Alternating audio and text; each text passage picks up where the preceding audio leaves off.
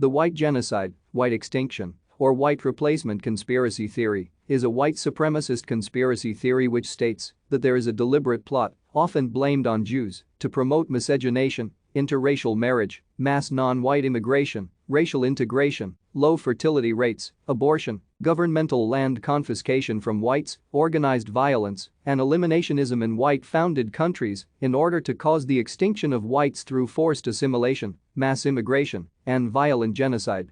Less frequently, black people, Hispanics, and Muslims are blamed for the secret plot, but merely as more fertile immigrants, invaders, or violent aggressors, rather than the masterminds.